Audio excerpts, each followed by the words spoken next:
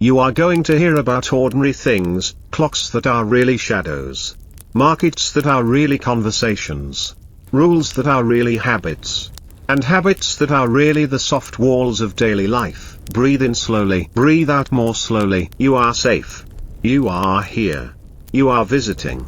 Not proving anything.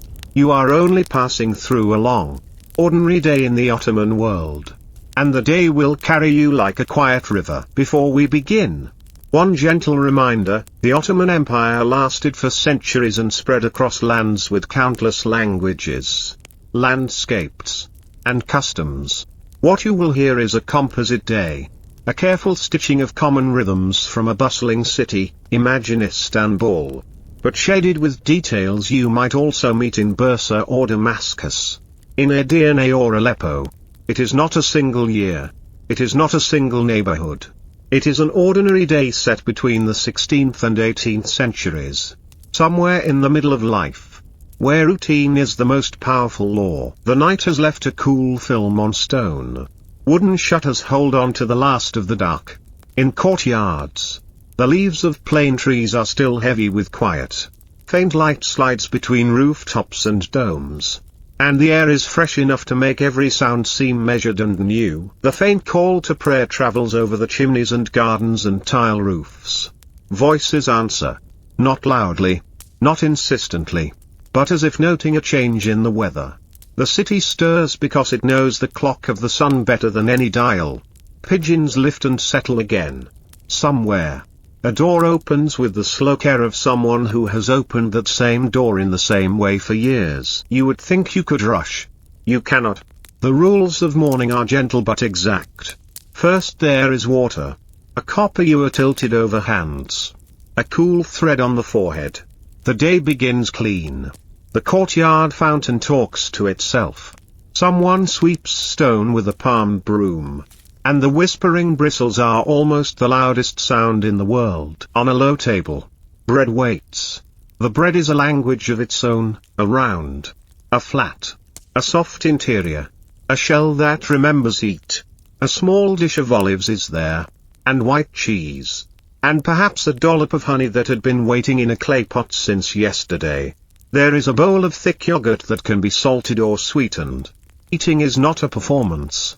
It is a way of opening the book of the day to the first page. If you were living here, you would already know what to do with your hands. Which corner of the bread is the right corner to tear, and how to eat in a way that acknowledges others at the table.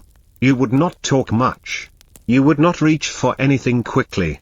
You would not hurry the first swallow. The rhythm of meals is the rhythm of respect. And this rhythm will follow you into the street. When the door opens to the lane, the light is gentle, and the street is already arranged like a list: shuttered shops, low benches, a cat who knows every step of your foot. A water carrier comes by with a shoulder yoke and suspended leather skins, moving as if his route were drawn onto the stones years ago.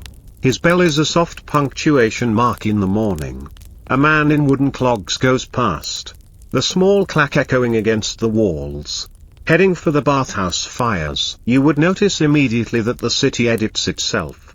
Noise is trimmed. Movement is deliberate. The lane widens and bends, and another lane joins. And then suddenly the whole place seems to be flowing toward a market you cannot yet see but can already feel. As you walk, the first small rules of why you wouldn't last a day begin to show themselves.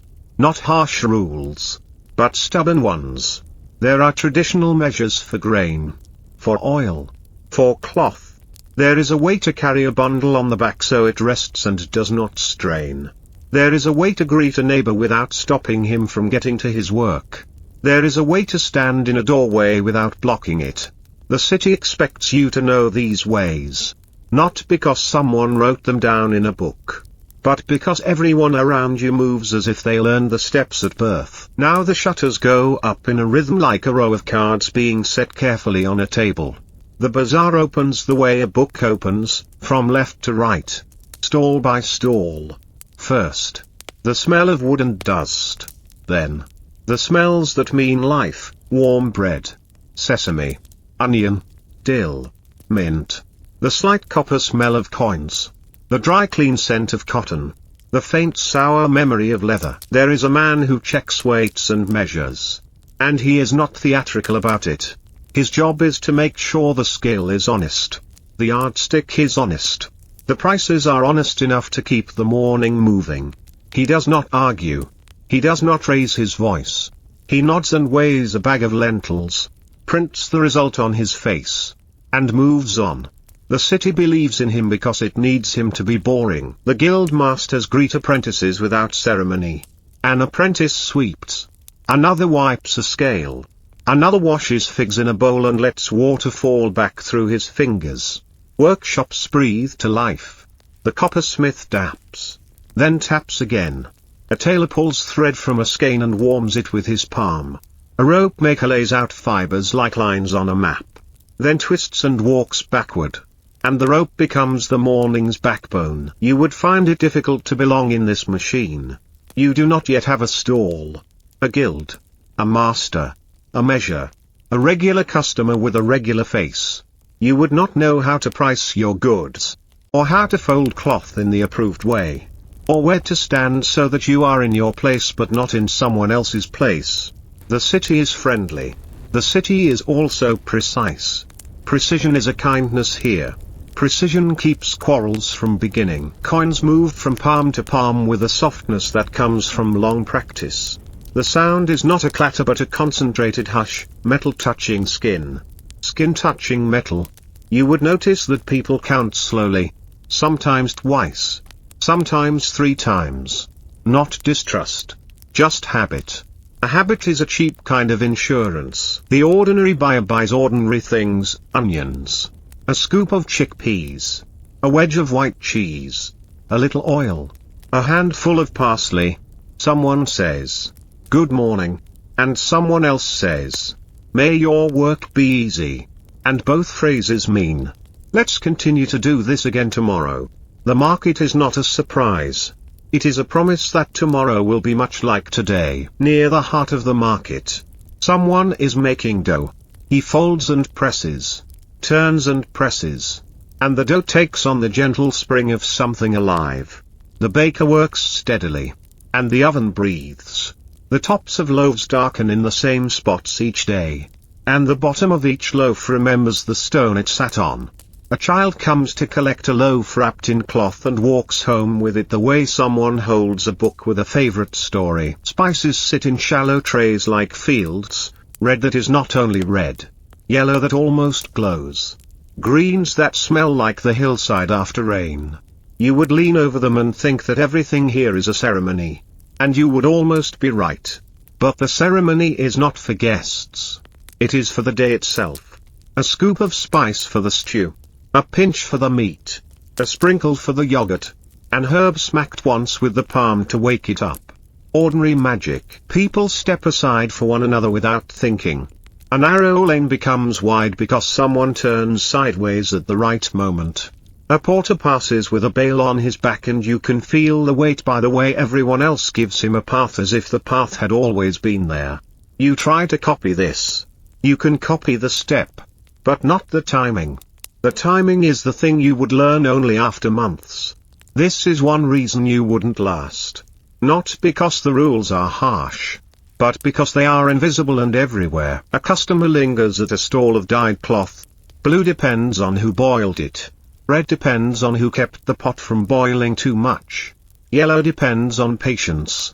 The seller talks about threads the way a gardener talks about rain. No hard sell. The cloth is what it is. It has the weight it has. A good buyer knows by the fingers, not by the ears. Smoke curls from a vented dome. The bathhouse has been warming since before daylight. You might go there now, on a day like this, to do what people have done for so long that doing it feels like continuing a sentence someone else started yesterday. The outer room is a place to leave shoes and leave the street. The middle room is warmer, a place of benches and low voices. The hot room opens with a soft breath as if the building itself were alive. Stone is warm. The light enters through star-shaped holes in the dome. Water is ladled. A wooden bucket fills the air with a round smell of clean wood and heat. You lie on the warm slab and time goes smooth. A practiced hand uses a rough mitt, and the skin lets go of what it does not need. The person washing you does not speak very much. He has washed bodies for years. And the body is a familiar book in a familiar language. There is soap that smells like olives and a thin rope of steam that writes itself into air. Here, too, you would find it hard to keep up. Not the heat. Not the rinsing. Not the quiet. You would find it hard to surrender your own timing. The bathhouse has its own clock. You will be ready exactly when you are ready. And not before. In a life accustomed to controlling the minute, the bathhouse removes the minute from you and replaces it with warmth. Wrapped in a linen towel, you sip something cool in the outer room. Perhaps a sherbet flavored with lemon or rose.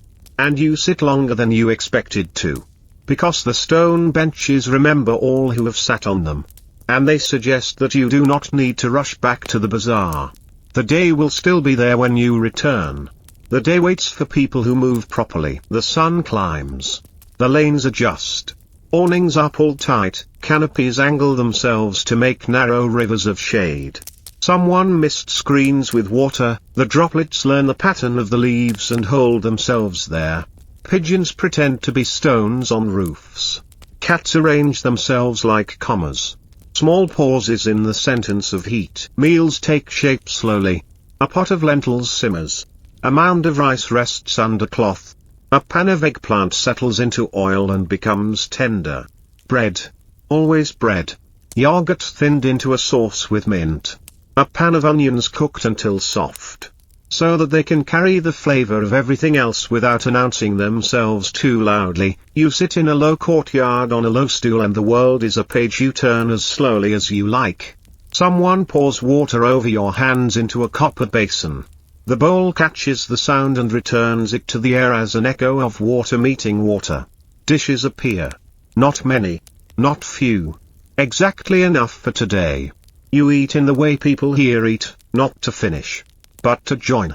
You will stop exactly when the conversation closes the meal. No one will say, "We are finished." You will simply know. If you tried to add new sauces, new methods, you would learn quickly that kitchen wisdom here is not a place for experiments today. There are festivals for that. Special days for that. Feasts and weddings for that. Today is for what is proven. Today is for what the day can do with its ordinary hands. This too is why you wouldn't last easily. You are used to newness being a value. Here, sameness is also a value. Because sameness protects the body and the mood. And sameness helps the afternoon begin without trouble. If you think of empire, you may imagine banners and drums and processions. The afternoon would offer you papers instead, registers and lists and small knives slicing quills. Sand sprinkled on wet ink so it dries properly. In a shaded office off a larger courtyard, men bend calmly over books that are not exciting, and yet are the bones of order. A scribe leans over a ledger. He is not hurried. He is not slow. He is exact. He copies names carefully because each name is someone's life. He writes amounts as if they were a prayer for accuracy. Another man ties a stack of petitions with a strip of cloth and places the bundle in the box where such bundles go. The box knows its place on the shelf.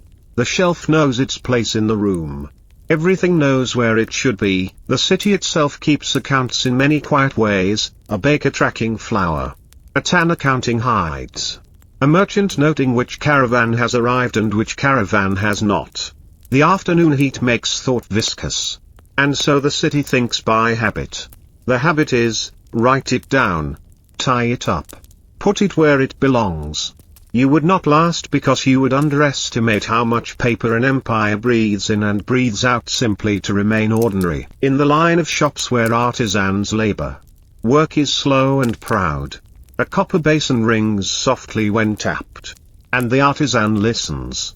Not to the sound today, but to whether this basin rings like the last one. A shoemaker trims leather and moves a needle through it. He is not racing anybody. He is racing himself. And only at the speed of exactness. A weaver watches a shuttle slide left, then right, then left, then right. And the cloth grows the way a day grows, so slowly that you notice only when a lot has passed. Apprentices learn not only the craft but the posture, the look in the eye, the seriousness that makes customers take the work seriously. The Guild Street is a balance, to disturb it is to ask for conversation you do not want. Prices cannot be made wild. Quality cannot be made thin. Promise cannot be made fat and weak. A man who cheats might sell quickly for 2 mornings and then sell nothing for 2 seasons. The bazaar remembers. You could try to sell a new thing here. You would need a sponsor. You would need patience. You would need to accept that your idea is not a comet. It is a small lamp that must be trimmed properly and carried carefully. Even a small lamp can teach a street to accept it, if it does not pretend to be the sun. On a corner near a mosque, there is a marble kiosk with small brass taps. A man fills cups and hands them to passers-by. He does not charge. He does not keep score. The kiosk is maintained by an endowment left by someone who wanted to be remembered by thirst being answered. Shade trees on certain streets were planted and tended by a fund that exists for no other reason than to make shade. A bathhouse sometimes offers hours where the poor may enter for very little. The city's kindnesses are formalized into institutions so that kindness can survive even when a particular kind person is gone. You would be surprised how many parts of your day are touched by gifts from people you will never meet. A fountain that gives water. A school that gives letters to children. A hospice that gives a bed to the traveler. All of these things built and maintained by money set aside in writing. And the writing set aside in a chest. And the chest set aside in a room that will still be there when the person who gave the gift is not. In a shaded arcade near the market, 2 men speak to each other through a third man who is both witness and guide. They argue softly about a delivery of grain that arrived a day late and a weight that was a little light. No one raises a voice. The third man asks questions until the answers fit. The solution is not dramatic, a little returned. A little forgiven. A promise to use a better scale. A note made so that the promise becomes memory. The point is not victory. The point is tomorrow working properly. You would find this monotony strange. Where is the passion? Where is the pounding fist? It is somewhere else. It is in the quiet insistence that the city is a shared project. And that the shared project prefers the smallest possible quarrels solved in the smallest possible rooms. It is calmer to live in a place where the usual outcome is a note on paper and a new habit.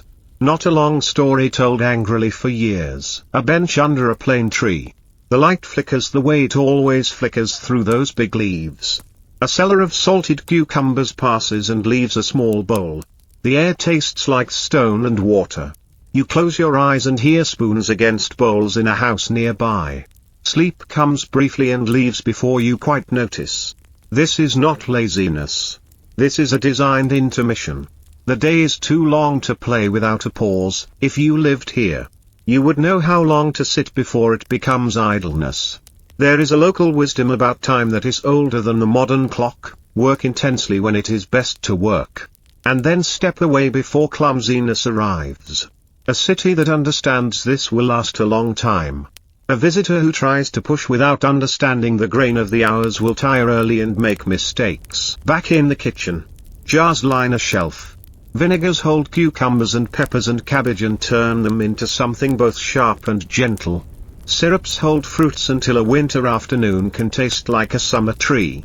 A tray of sweets cools. Walnuts folded into dough. A spoon sweet sits in a bowl like a small jewel and is offered with water to a guest because this is how hospitality tastes, bright, simple, measured. A pot of rice is given the respect it deserves. Which is to say, no one opens the lid too soon. A pan of meat and onions and a little cinnamon and a few other things simmers itself into coherence while no one stares at it. The less you interfere, the better it becomes. Meals are designed to reward restraint. Voices layer. None of them urgent. A man selling sesame rings sings his presence in a melody that has been sung since before he learned it. A storyteller practices a line under his breath, later. In a coffee house, he will make a story walk very slowly from beginning to end and then sit down as if he had not done anything worth mentioning. Children chase each other around a bundle of firewood while a woman pretends to be stern so that they will be careful and then laughs so that they will not be frightened. You do not need to know everything. The day does not ask you to. The day only asks you to be present at the right tempo. Even if you cannot keep the tempo perfectly yet, you can keep it well enough to be carried along. The afternoon prayer is another hinge. In the walled courtyard, the air is cooler by design. Stone holds the shade and returns it to the people who step there. Water flows in a thin sheet along a fountain. Shoes line up politely. Each pair a little story of road dust and work. A row forms. Then another. The lines are not military. They are human. They bend around columns and the small irregularities of architecture that make a place breathe. The prayer itself is not dramatic. The drama is in its steadiness. The way it appears and disappears. Appears and disappears. Like the tide. This repetition is the great unexciting miracle of a city that is both large and personal. Even if you are only visiting. Even if you stand aside and watch with respect. You feel the way the day clicks back into alignment when the prayer concludes. People go back to their work less scattered than before. You think of clocks again and realize the day has many clocks and none of them have hands. Near a gate, there is a yard where pack animals rest and men with sun-browned faces speak in low tones that say distance without saying the names of mountains. Bales are untied and retied.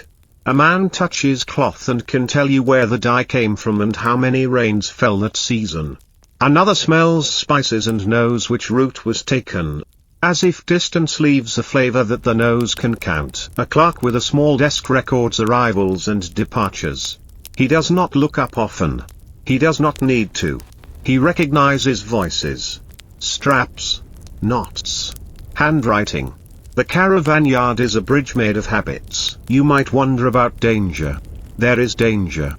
There are also agreements older than the memory of any single person here. There are courtesies that hold the world together like twine. Gifts that are not gifts but acknowledgements. A small extra scoop that means, I see you. And I see the miles behind you. This economy is not only coins. It is also gestures. The sun falls a little. Shadows lengthen into thin, useful rulers. A shopkeeper brings out a stool and mends the thing that will sell tomorrow. A boy counts the day's coins very slowly and stacks them into neat, unsurprising towers. A tailor presses a seam and runs fingers along it with the same care someone gives to the spine of a favorite book. People talk about the weather tomorrow as if discussing a neighbor. It might be this. It might be that. But either way we will greet it correctly. No one hurries to finish everything. Not everything should be finished. Some work is improved by sleeping next to it and seeing it with morning eyes. Some will return to the bath toward evening. Especially if the day was dusty. The bath at this hour is less crowded. The warm slab feels like a page closing. The dome gathers the last light and makes it gentle. A man sits with a towel across his shoulders and talks with an old friend about the dullest possible things and enjoys them very much. How much oil is left for the lamps? Whether the baker's flour was slightly better this week. Whether the fountain near the market sings differently when it is hot. You would last here. Anyone can last here. The bath is a democracy of warmth. You will not enter the palace. Very few do. But in the late afternoon, near a public gate, you might see a small contingent pass by. Not a parade. Not a show. Only a move from one necessary place to another. Fabrics that catch the light without trying. Faces that do not search. The steady tread of men who have walked in step long enough for the step to be part of their bones. Inside, the rituals are even more exact. Courtyards nested in courtyards. Each quieter than the last. Offices where papers are read that will change nothing today and everything next year. Kitchens that feed hundreds with the same precision your small kitchen uses to feed your family. Gardens trimmed to suggest that time can be shaped into rectangles.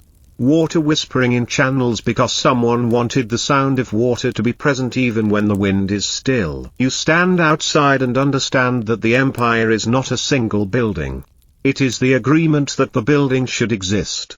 and the habit of walking past it with respect each day. By now, the reasons are soft but numerous. You would not last because you do not wake with the city's clock, which is not on your wrist. You would not last because you do not yet speak the grammar of the market, how much to look, how little to talk, how to let the price settle by itself. You would not last because you do not know the choreography of lanes, how to be there without taking up your full size. You would not last because your hands hurry, and the crafts here reward hands that are deliberate. You would not last because boredom is not a problem here, boredom is a form of safety, and you are not yet comfortable with safety that looks like repetition. You would not last because you expect history to be loud, and most of history is careful and quiet. And yet, the day has carried you to the edge of evening.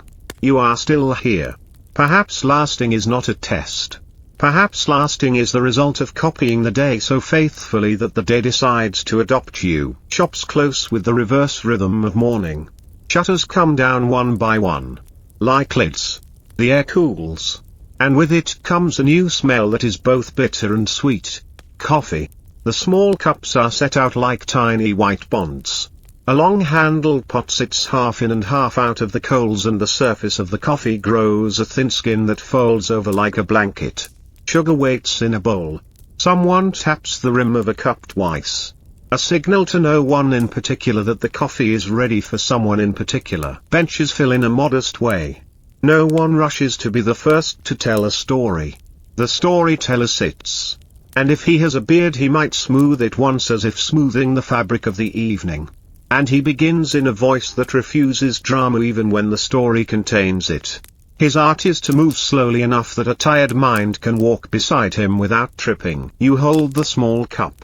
The heat is friendly but demanding. The first sip is dark and then friendly too. If you have never taken coffee this way, you learn that it is not a drink you swallow quickly. It is a place you sit inside for a while. The grounds settle. The story climbs a small hill and then another small hill and then rests in a meadow of detail. Someone laughs once, softly, and the laugh is as quiet as a cat walking. The light begins to turn honey-colored, and the city loosens. A porter takes the weight off his shoulder and learns what his own height feels like again. The seller of herbs empties a basin of water into the roots of a tree. A cat who worked very hard at doing nothing all day stretches as if it had been holding up the sky. In a courtyard off the main street, someone rinses a stack of small cups. Porcelain makes a precise sound when it touches itself, almost like a tiny bell remembering an older bell. A boy returns a wooden tray to its place and closes the cupboard with the quiet of someone who understands that sound is a kind of courtesy. You are learning the city's grammar. One very small verb at a time: rinse, stack, fold, sweep, nod, pass. The afternoon has a way of forgiving you for the morning's clumsiness. It allows you to walk with slightly more confidence. Your feet know which stones are higher. Your hands know which doors require 2 fingers, not 5. From the outside, the palace seems like an idea turned into walls. Gates admit only those who are supposed to become an afternoon inside. You remain a respectful distance away, but you sense that a choreography you cannot see is always continuing, messages folded and carried, signatures added where signatures should be, trays traveling along corridors at a speed that says dignity but not urgency. Courtyards nest like boxes, each quieter than the one before. In the kitchens there is an orchestra of practical sounds, knives speaking a steady language against boards, water negotiating with stone basins, ladles stepping into pots with the care one uses when waking a sleeping child. Somewhere a steward tastes for balance, not drama.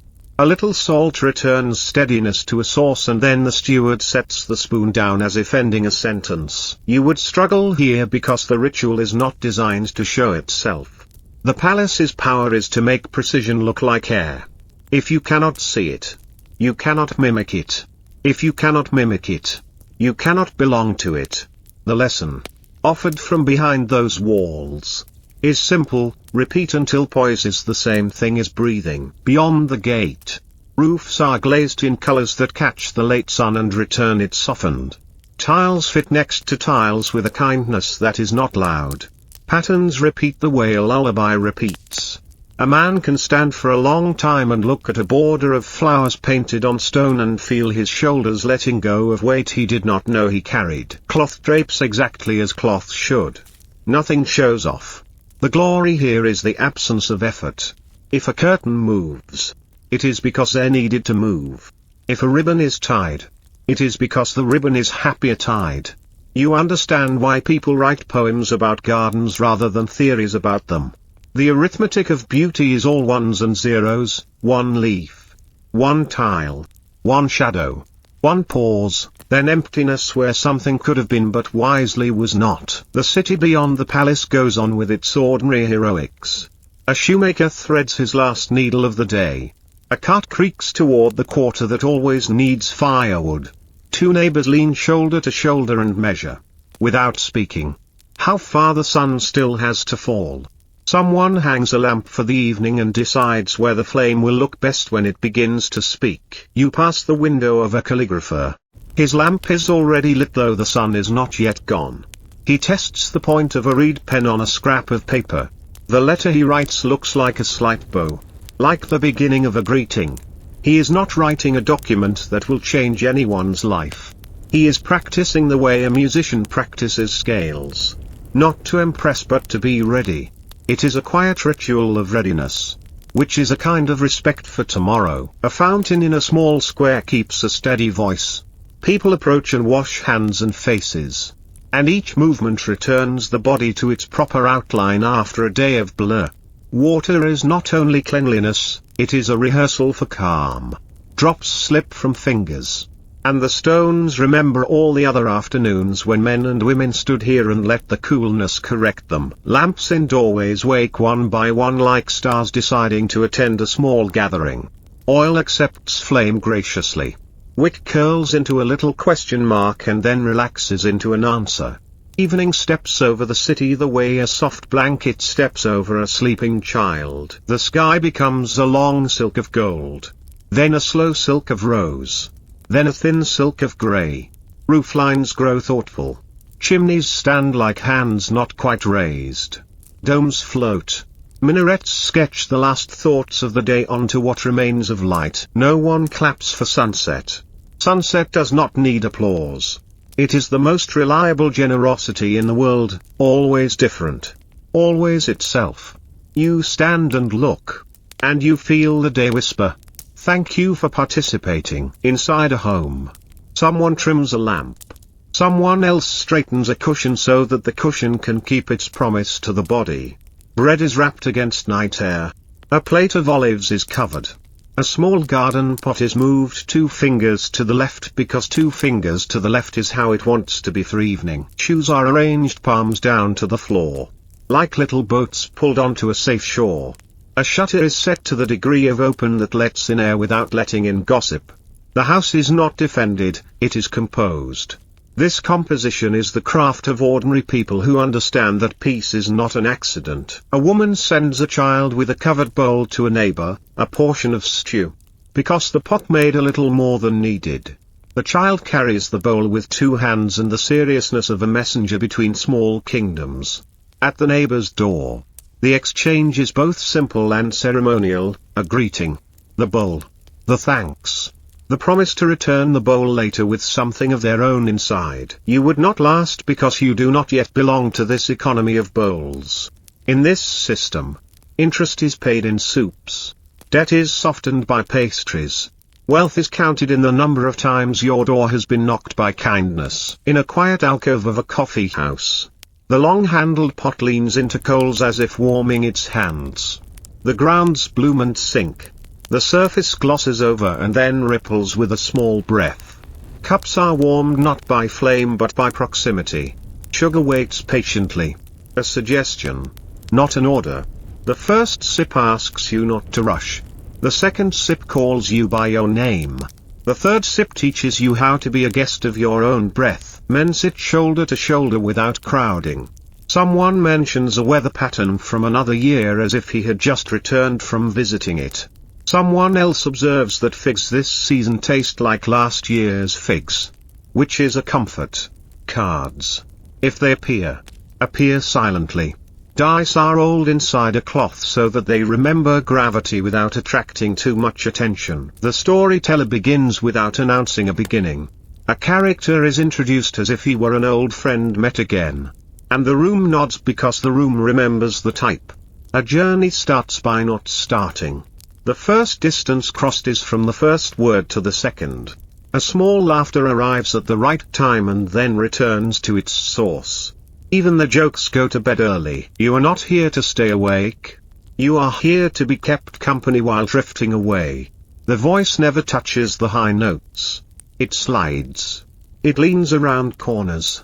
It puts a hand on your shoulder and reminds you that nothing important happens quickly. On a low table, a board game unfolds.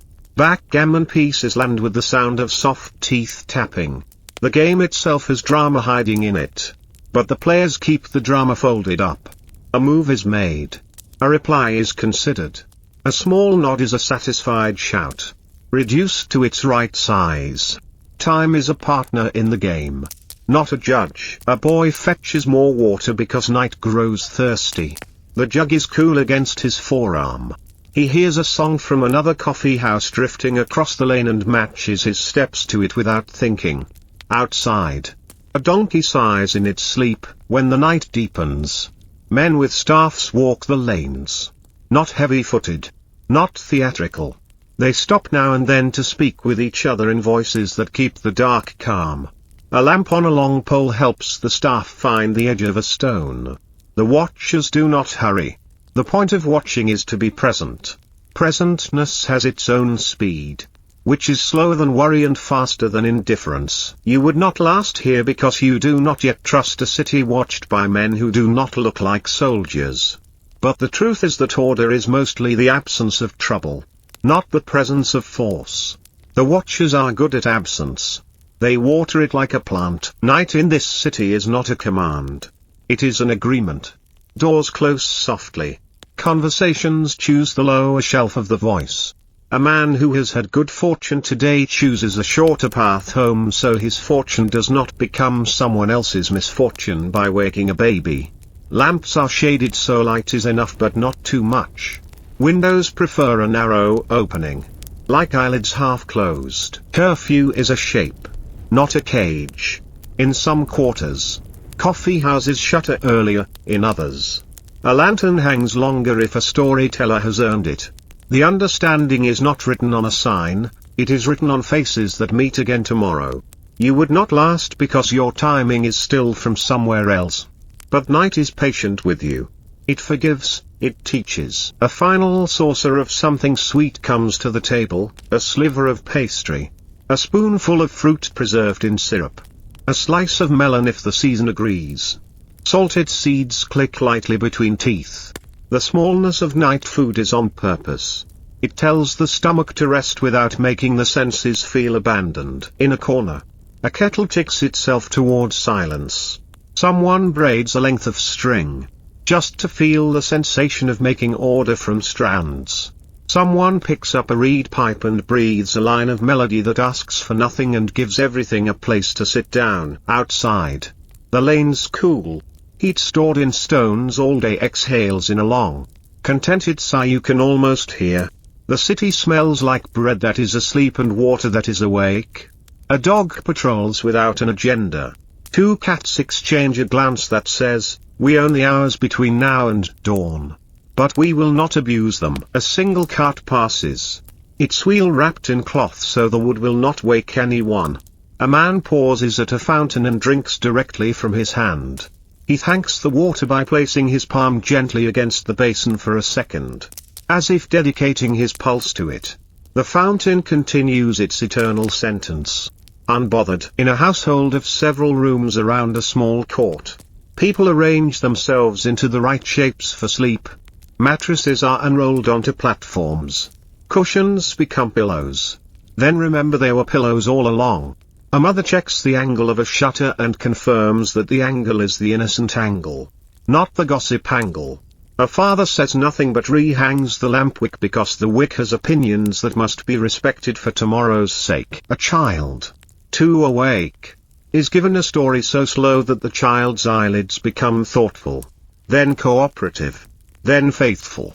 The story contains no wolves. It contains a river and a boat that never leaks and a shoreline that knows exactly where to be. The child becomes the boat and drifts without help between neighbors. Silence is a gift that changes hands without anyone having to lift their arms. Quiet pours over the roofs and into the courtyards like a thin molasses of peace. If a sound arrives, an amphora set down, a latch finding its home, a short human cough, it is a friendly visitor who leaves its sandals by the door and does not stay long. Your own breath begins to mind its manners. It moves in, then out, then in again. Not because it must, but because it likes to. The moon arrives at an angle that makes small silver rivers on every edge. A jug's lip, a broom's handle, the ear of a sleeping donkey, a puddle that pretends it is a lake. The moon does not demand witnesses. It is. And that is the entirety of its argument. Someone turns over on a mattress and the fabric makes the sound of a page in a book being reconsidered. The reconsideration is brief. Sleep is persuasive. The watchers pass again, measuring the night with unhurried steps. One taps his staff twice at a corner. Not as an alarm but as a statement. 2 taps means the corner is as it should be. Another holds his lamp higher to persuade a moth to go seduce a different circle of light. They exchange a quiet greeting. Then let the silence close its door politely. You would not last because you believe safety is loud when it is truly quiet. You believe assurance is bright when it is actually dim and sensible. The watchers know this. They continue their modest arithmetic: lamp, step, glance, step, tap, step. And the sum is a city at rest. Even the houses seem to sleep. But they do their work in dreams. Roofs shed dew properly. Drains consider tomorrow's rain and rehearse the path it should take. Doors make private agreements with hinges about being cooperative when morning asks them to be doors again. The bread box thinks about bread. The bathhouse sleeps. But its stones keep the heat they earned, like a good memory stored for the next day. The market stalls sleep. But their shutters lean into each other as if sharing a rumor that tomorrow will be generous. The palace sleeps. But its gardens keep breathing in squares and circles. As planned. This is the hour when even talkative clocks run out of stories. If a dog barks, it's because a dream visited him wearing a stranger's footsteps. If wind arrives, it fingers the edges of the city the way a mother touches a child's hair in passing. The moon, satisfied, lends light to a cloud and lets it keep the light for a while. You are awake enough to know that you are falling asleep. The knowledge is not a rope, it is a blanket. It lies lightly across your chest. You do not move it. You trust its weight. Dreams arrive and they are ordinary, which is the highest compliment a dream can pay a safe day. You move through a market where the scales are honest and prices make sense. You sit in a bathhouse that understands your temperature better than you do. You walk around a corner at exactly the same moment as a friend you have not met yet. And you nod.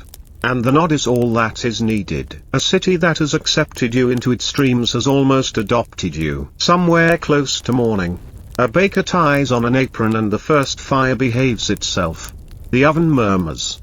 The dough remembers what it is supposed to become. The bench receives a sprinkle of flour the way a field receives a thin snow. A man in the lane walks. Not quickly, but ahead of schedule. Because he is part of the schedule. A woman pours water into a pot and it makes the respectful sound water makes when it is about to help everything wake up. A child sighs in sleep and the sigh becomes someone else's smile. Before any formal call, the city squirms. Very slightly. A door sighs. A latch learns to be a latch again. The first pigeon of the day performs a cautious hop and then a more confident hop. A cat checks the moon, finds it less useful than before, and searches the air for the warm rumor of bread. You could stay asleep, but the city's whisper is friendly. It does not demand your attention, it invites it. You stir. Your body writes a short note to itself. We have done this before and we will do it again. A faint call draws a thin line across the sky. The line is sound. The sound is permission. Shutters open a finger's width. Courtyards rinse themselves. Lamps bow out of duty. The city stands up slowly. The way a person stands to avoid spilling a dream. You are back at the beginning. Except you are heavier with familiarity and lighter with worry. You know which stones lift your heel and which lend you their strength. You know how much salt to take in your fingers without looking. You know where the shade will be at noon and where the storyteller keeps his first pause. If this were only a list of obstacles, the day would have rejected you by afternoon. But the city has made a case for you. In its gentle way. Still, the reasons remain. And they are tender. You wouldn't last because you do not yet believe that repetition is the most underrated form of intelligence. You wouldn't last because your hands have not learned the weight of a loaf by memory. You wouldn't last because you expect rules to be written and signed when here they are breathed and shared. You wouldn't last because you confuse excitement with meaning. Here, meaning is made of lamplight, warm water, careful scales, and neighbors who send bowls back full. You wouldn't last because you think lasting is an achievement. Here, lasting is a belonging. But you might last if you learn the city's verbs. If you practice the small courtesies that oil the door hinges of a crowded life. If you let boredom cure your impatience the way salt cures a cucumber, pulling out the frantic water and leaving something crisp and friendly behind. May your morning hands be clean and your afternoon handwriting steady. May your bread crackle softly and your coffee rest in its small cup like a lake at dawn. May your neighbors knock on your door for the right reasons and never the wrong ones. May your roof keep its promises. May your sleep be a modest minister who serves your dreams without drawing attention to himself. The city offers you its quiet handshake. You take it. The day completes its circle. You breathe in. You breathe out. You are carried. Snow does not rush here. It arrives cautiously, as if asking the domes for permission to rest. The city becomes a very careful drawing in white. Footsteps speak a softer language and the market walks more slowly because the stones hide their familiar heights beneath thin blankets. Doors open onto rooms where braziers glow the color of old oranges. A kettle makes promises it intends to keep. In winter, bread is even more persuasive. Steam leaves a fresh loaf like a calm spirit ascending. Soups think longer before deciding to be finished. Pickles offer their bright opinions. Wool remembers sheep and returns that memory to the skin with gratitude. Coats smell faintly of cedar because cedar learned to keep moths humble. The bathhouse is a country of warm weather inside winter. Stone gives back what the fires lent it. And the body understands that generosity is a heat that does not brag. When you step out into the cold air, you are wrapped not only in a towel but also in a patience that winter taught you. Breathe through your scarf. Allow the day to be slower. And your bones will feel older in the good way. Awnings are not merely cloth, they are opinions about the sun. Lanes become rivers of shadow with thoughtful banks. Water seeks out wrists and foreheads. Sherbets glow quietly in glass, rose, lemon, sour cherry. The colors diluted by ice into gentleness. The afternoon rests intentionally and wakes only when the light has tilted toward kindness again. Night in summer is a veranda of hours. People bring chairs to rooftops and let the darkness print coolness onto their shoulders. Music travels farther than in winter, it rides the air like a polite guest who knows how long to stay. The watchmen adopt a softer step because walls remember sound differently when they are warm. You would not last if you insisted on noon being a time for effort. Here, noon is a time for surrender. The city loves you more when you understand the shade is a teacher and the lesson is moderation. The week turns on a quiet pin. Clothes are laundered with extra attention. Lamps trimmed a little more neatly. And greetings acquire a fine edge of ceremony. People move toward courtyards and porticos where words are spoken that do not need to be written down to remain written in the heart. Shoes line up at thresholds like small ships in a friendly harbor. Afterward, meals have the feeling of completion. Bread tears more easily. Family voices blend and separate like threads in a fabric. The afternoon is not proud, it is content. Shops open again. but they blink as if they have been looking at a bright thought and now need to adjust to ordinary light before dawn. A drummer walks the lanes. Not to wake the whole city. Only to tap a gentle reminder into windows, prepare your light meal now, the sun will require your patience. Kitchens whisper. Bowls are simple. Water is thanked more carefully than usual. Then the day begins.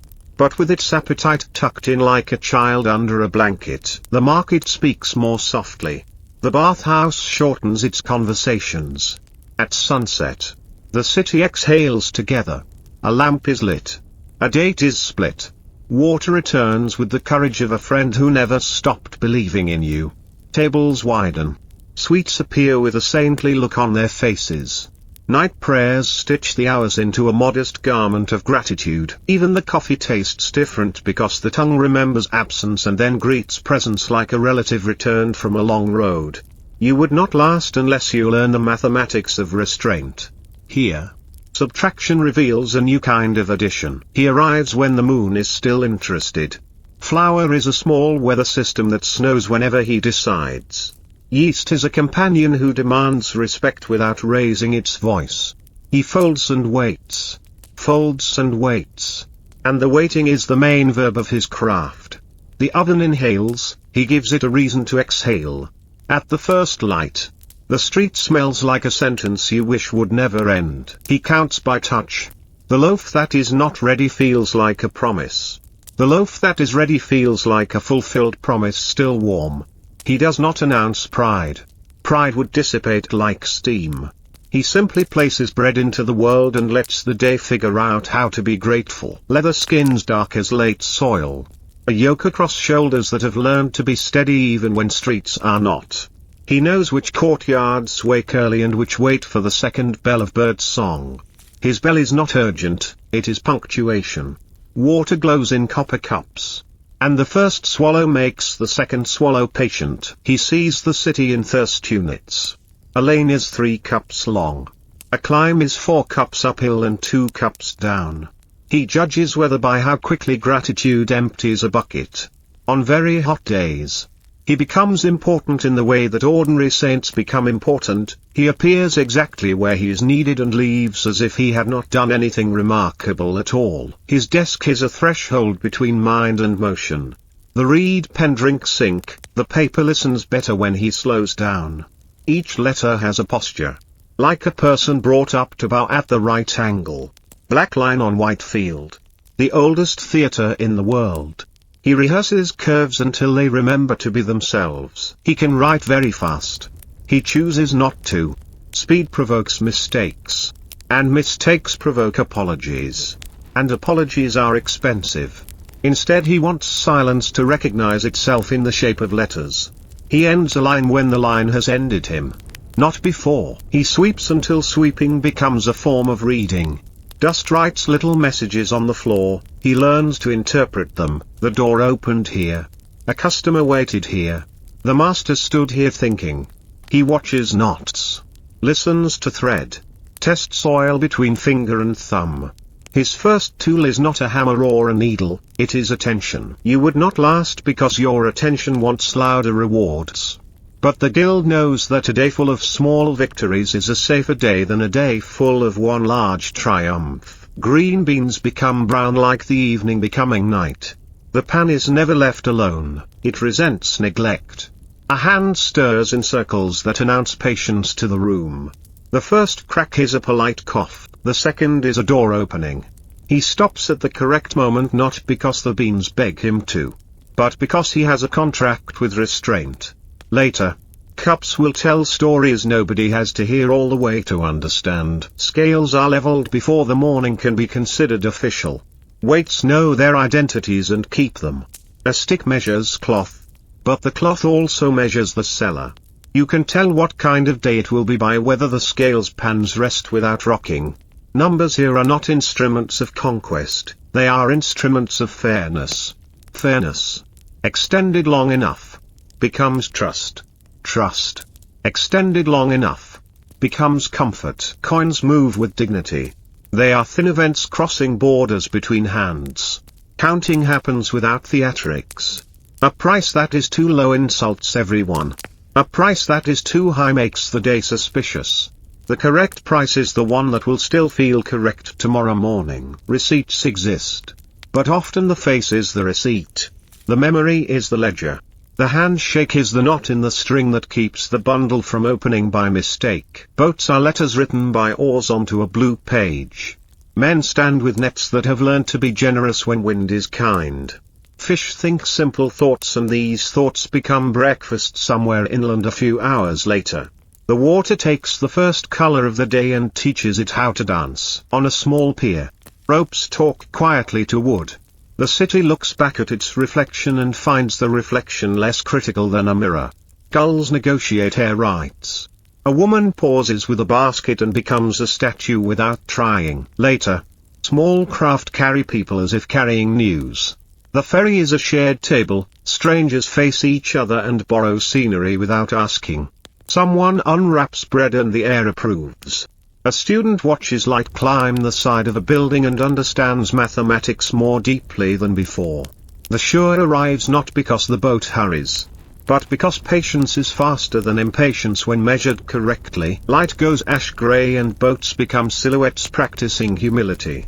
The city's lamps stitch a necklace along the water's throat. Fishermen untie knots in slow focus.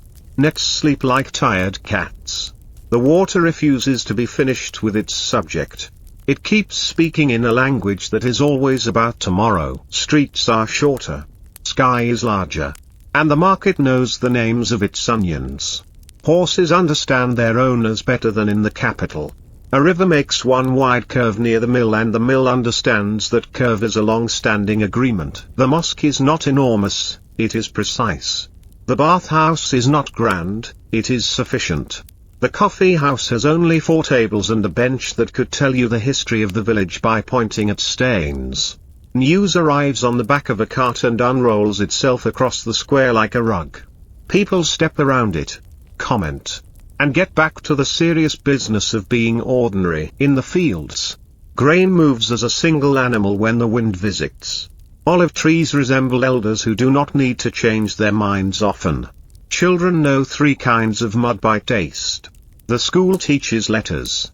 And letters sneak into play, becoming ships and towers and swords made of syllables. You would not last because you think importance has a volume knob.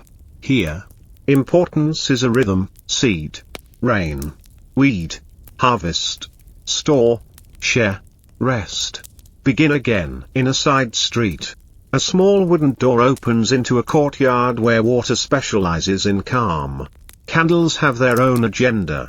A circle gathers, not to demonstrate, not to impress, but to practice being here. A rhythm begins. Very small. Words that taste like breath move around the room until breath tastes like words. The circle keeps its promises to the heart and then rests. Shoes wait outside like patient animals. Inside, the room contains only the amount of sound that feels right for tonight. When the circle ends, people leave in the order of quiet, and the door returns to being a door. The courtyard keeps a secret that is not a secret. Attention is another form of love. A bowl that has served soup for 20 years and remembers every winter. A knife with a handle polished by the same fingers that have held grandchildren. A comb made of wood that knows the scent of soap and summer sweat. A key that has opened one door so many times the lock considers the key a relative. A pair of shoes that has learned the city's map and could walk to the market by itself. These are not artifacts. They are citizens.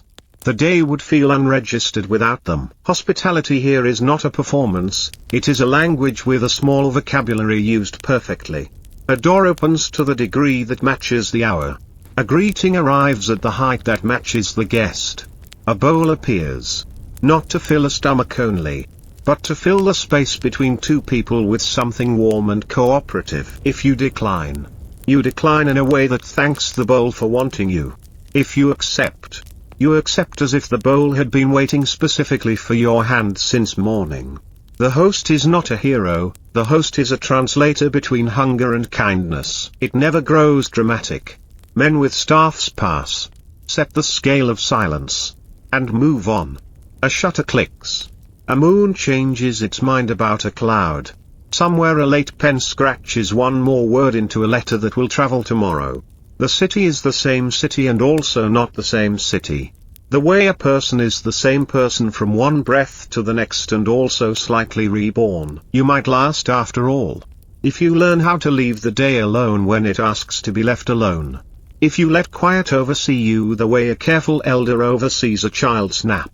May you learn the market's handshake and the bathhouse's patience. May you measure with fairness, fold with respect, and price with kindness. May your coffee arrive at precisely the temperature of understanding. May you become a person for whom curfew is not a cage but a comfort. May your bowl often return from the neighbor's door heavier than when it left. May the watch pass your street and find it exactly as it should be. May repetition be your wise teacher.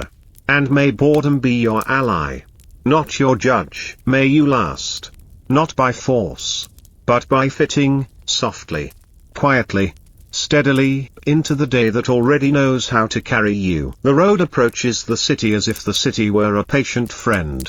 Milestones do not brag, they nod. A caravan moves like a thoughtful animal, stopping at a roadside inn where walls remember the weather so that travelers do not have to.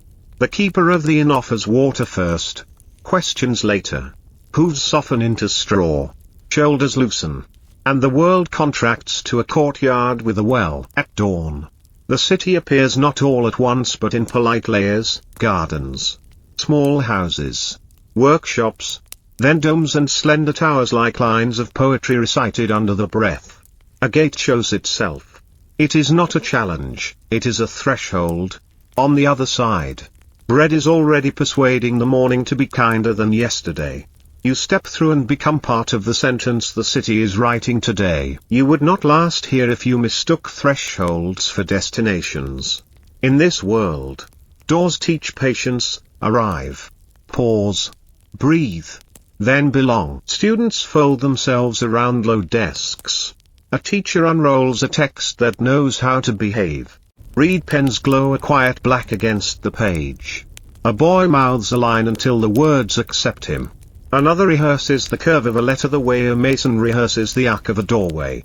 Silence is not empty, it is a library with the lights dimmed. Arguments happen, but with cushions and humility. A question walks across the room, an answer takes off its shoes before entering. No one wins loudly. If a point is made well, a head tilts a degree and then returns to the page. The courtyard gives shade to thoughts that would otherwise overheat. Water repeats itself so that memory will catch on. At noon, the students eat in a line that is also a prayer. In the afternoon, they copy, not to imprison words but to release them carefully into newer pages. By evening, the day has learned a little more of its own alphabet. Behind a quiet door, a day blooms in work no market booth could price, the mapping of meals onto hunger, the stitching of cloth into warmth, the archiving of stories inside children so they will not lose their compass later. A loom clicks. A spindle remarks on wool. Hands measure salt without using numbers. A jar is opened to reveal some are kept safe inside syrup. Visitors arrive in pairs, advice and laughter. A neighbor brings thread that matches the color of the problem. A mother corrects a child with kindness shaped like a spoon. A window, half open, edits the street to a level that suits the room. The inner house is not small, it is deep. It holds layers of ordinary glory, folded linens. A lamp wick that always behaves. A garden pot with opinions about where to stand. You would not last because you would underestimate the scholarship of domestic life. Here, a home is a university of repetition where the degrees are soft and undisplayed but absolutely real. Wool begins as weather and ends as comfort. Fingers convince it to twist into something that will not forget itself. Looms sing in straight lines, patterns walk like quiet soldiers across the fabric. The dye house is a low kingdom where water, heat, and patience make agreements. Leaves give green grudgingly. Bark yields brown with dignity. Roots whisper red if time is respectful. Indigo prefers to arrive like nightfall, unhurried, inevitable. Skeins drip like cool comets. A man squeezes a strand and knows what the shawl will weigh when winter sits on it. A woman holds a bolt of cloth against the air and listens for the future sound of footsteps softened by its hem. Colors are not loud here, they are loyal. Spring is a bowl of greens that taste like clean rain. Summer arranges fruit like jewels that never learned arrogance. Autumn is for storage, jars taking vows of silence until cold months ask for their stories. Winter brings stews that turn time into tenderness. Rice learns to stand grain by grain, lentils prefer to be patient as a group. Yogurt negotiates between fat and sour until both are satisfied. Spices do not dominate, they accompany. A pinch opens a door and then holds it politely. Bread keeps rehearsing its miracle and performs twice a day without ever demanding applause. Sweets arrive when a day has been good, or when a day needs help becoming good. You would not last because your hunger hurries. Here, appetite is a conversation, not a rush. A north wind visits and the city answers by leaning into itself. Shutters narrow. Lamps lower their ambitions. Scarves learn new knots. Rain comes as beads on stone, stitching its way along gutters that already know the plot. Fog borrows the streets and returns them cleaner. Heat arrives wearing a crown of noon. But shade defeats it with soft hands and cool cups. Weather is not an enemy. It is an instructor with many accents. You survive it by acting in agreement with it, not against it. This is a small curriculum for living. The shop is a cabinet of patience. Glass jars like small planets hold petals, barks, seeds, peels. A scale thinks carefully before telling the truth. Honey is a negotiator. Vinegar knows how to keep a secret. A sprig of mint places its cool hand on your forehead. The apothecary listens longer than you expect. He writes little more than your name and hands you something that smells like calm. Illness here is not a story to be defeated with drums. It is a guest to be escorted gently to the door. Rest is the oldest medicine. Water is the most faithful nurse. The city agrees. Near the courthouse arcade, a man writes for those who speak beautifully but only with their mouths. He is a translator between feelings and ink. He shapes a complaint so that it will reach the right ears without losing its dignity. He composes a letter to a son on the road with a voice any father would recognize. He copies a deed that will teach money to repeat good behavior in the form of a fountain. Documents here prefer modesty. Seals sit like small moons at the bottom of pages. Strings tie bundles into memory. Paper is a bridge for promises to walk across without getting their feet wet. First months, learning how to stand where you do not block anyone's light. Next months, learning how to hold tools so they hold you back properly. Then a season of mistakes that are useful because the master is watching. Later, your first piece that bears your patience. It is not perfect, nothing honest is. A day comes when the street recognizes your hands. Prices rise a little because the work decided to deserve it. A ceremony as mild as rain closes the year. The master nods a degree deeper, you bow a degree shallower. A new boy starts sweeping where you began. The guild continues as if the year were a bead added to a string almost infinitely long. Stone arches hum quietly with traffic, feet, hooves, wheels, stories. A ferry glides like a sentence that prefers commas to exclamation points. Oars find the rhythm language already set for them. A toll keeper sits with a ledger that never tells lies and rarely tells jokes. People cross without thinking they are crossing. This is the mark of a good bridge. Fishermen decorate the edge of the water with patience. Nets breathe in and out. Children count boats as if counting sheep. The city wears water like jewelry. But simple jewelry, the kind that makes everything else look right. Snow fattens the lamps and teaches streets to speak more softly. Watchmen leave wider footprints and move slowly enough that the night can follow them. A neighbor knocks. Not because of danger but because soup tastes better when it travels. The baker burns a little more wood and nobody complains. Cats concede the world to stoves and dreams. You would not last if you fought the snow with impatience. But if you accept the extra minute between door and door, snow turns into a cozy law that everyone obeys willingly. A tile cutter arrives with a bag of shapes that want to become whole. A locksmith explains to a key that it must try a little harder. A mason persuades a wall to remember its straightness.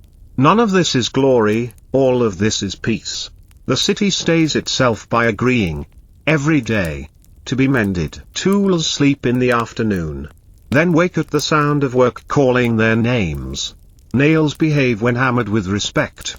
Ropes last longer when taught how to rest in coils. Even oil seems grateful when asked to lubricate only what needs moving. Morning has a bakery scale of metal on metal and onions arguing cheerfully with oil. Midday has spoons. Low talk. A conservatory of shade. Evening has cups touching saucers. A story turning a quiet corner. Night has watchman's staff on stone. Two taps meaning all is well. Smells trace roots, soap and damp stone for the bathhouse lane, leather and smoke where saddles are born, sawdust in the carpenter's street like the smell of new paragraphs, coffee pulling the nose gently toward its small throne. You can navigate without seeing if you trust your ears and your breath. The day folds itself like a shawl and places itself where you can reach it in the morning. Lamps bow. Doors remember to be quiet. Bread sleeps behind cloth. Water arranges its face into calm. Breathe in. As if the fountain had taught you. Breathe out.